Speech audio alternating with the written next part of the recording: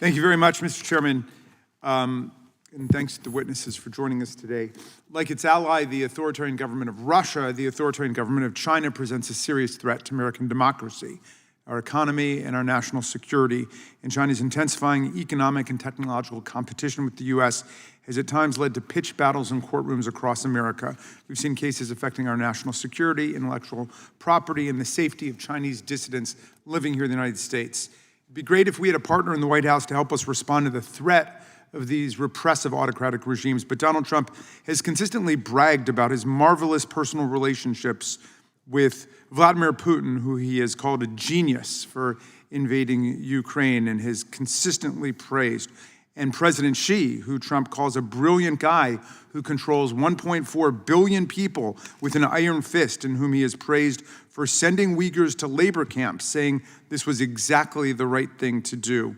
Trump's been systematically dismantling the programs that protect America against espionage, propaganda, and malign political and electoral interference by Russia and China, while simultaneously dismantling the domestic programs that make us strong. His administration has been deleting the programs designed to combat malign foreign power interference in our elections, including the Foreign Influence Task Force at the FBI, the Global Engagement Center at the Department of State, the Critical Infrastructure Partnership Council at the Department of Homeland Security, while simultaneously cutting billions of dollars in critical foreign aid to poorer countries for development and democracy assistance and for humanitarian programs, which China is now gladly taking up in our place. They are filling the void left by Donald Trump's abandonment of the space of foreign assistance. Trump, meantime, has been systematically destroying Radio Liberty, Radio Free Europe, Radio Free Asia,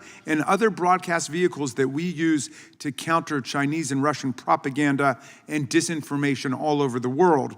Trump has put Carrie Lake in charge of world communications, an election denier, a January 6th denier, an all-around mindless repeater of garbage conspiracy theories and lies, totally consistent with the Chinese and Russian agendas for the destruction of American democracy. This hearing is important, but it ignores the structural shift in our government in favor of the autocracies and kleptocracies who are Donald Trump's political soul brothers. It is also, of course, a distraction from the mounting failures, scandals, and embarrassments of this administration. Republicans this month passed a bill to throw 17 million Americans off of their Medicaid health insurance. The rescission package Congress passed last week cuts $1 billion from public broadcasting and billions more from foreign aid, all of which is nothing but music to the ears of propagandists and foreign recruiters for China and Russia.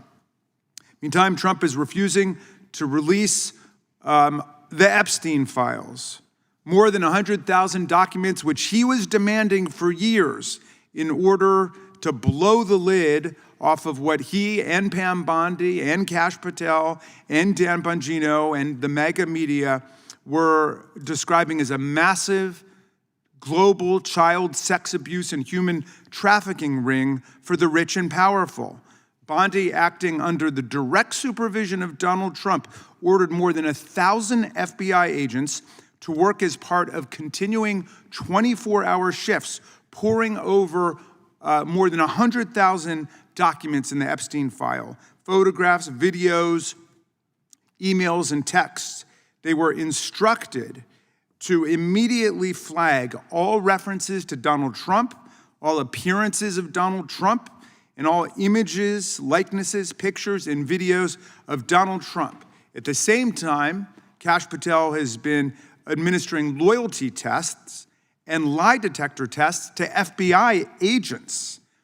So this is a profoundly troubling and suspicious turn of events as Donald Trump seeks to sweep the whole thing under the rug, and our colleagues in the majority have now canceled all bills because they don't want to go before the Rules Committee to have to face more votes on whether or not to release the Epstein files. So we're examining the threat from China as though Donald Trump is not ceding more global power to China every single day, but he is.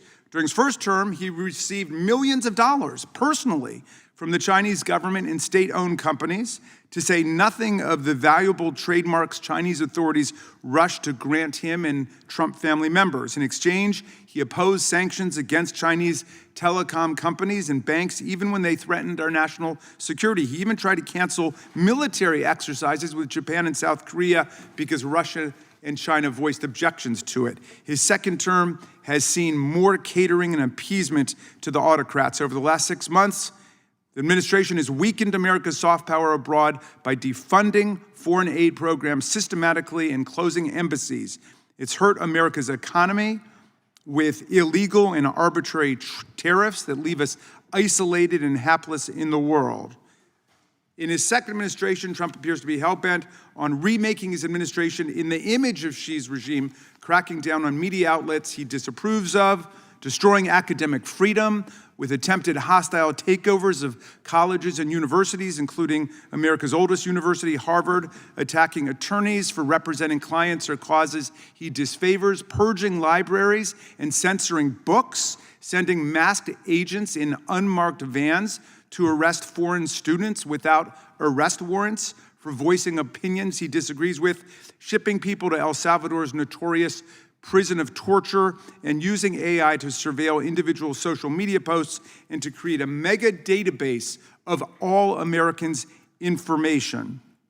Look, in America, everyone is allowed to petition the court for relief, regardless of the depth of their pockets or their country of origin, making it harder for litigants to access the courthouse doors, even in the name of strategic competition with foreign power, would make us less like America. That's not acceptable, obviously, yet that's exactly what some have suggested, instead of actually developing government policies that make us strong versus China and prevent illegal subversion and interference from China and Russia. In the context of our competition with China, we should never forget that those who would give up essential liberty to purchase a little temporary safety deserve neither liberty nor safety. That's Ben Franklin. This has been a matter on which there's been strong bipartisan agreement in the past. I hope Republicans and Democrats in this committee can continue to uphold this basic yet vital framework, as difficult as Donald Trump has made it. I yield back the balance of my time.